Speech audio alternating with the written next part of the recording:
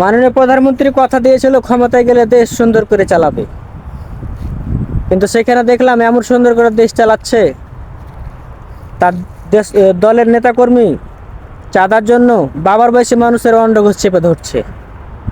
আমরা এত সুন্দর দেশ তো চাইনি, এর চেয়ে একটু নর্মালি চাইছিলাম, কিন্তু আমরা যেটা চাইছিলাম তার থেকে বেশি দিয়ে ফেলেছেন। এটা সাধারণ মানুষের উপরে জুলুম না?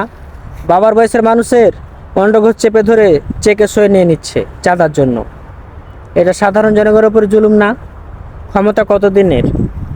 1 বছর আগের কথাই ভুলে গেলেন? আওয়ামী লীগ যখন সরকার ছিল তখনই কিন্তু এরকম মানুষকে পাওয়ার দেখিয়েছে। তারা বলেছে পৃথিবীর কেউ আমরাকে ক্ষমতা থেকে নামাতে পারবে না। কি আল্লাহর হুকুম? 1 বছরও যায় নাই, তাদের পতন কিন্তু সাধারণ জনগণের হাতেই হয়েছে। তাই যাই করেন একটু সাধারণ জনগণের কথাটা মাথায় রাখিয়ে।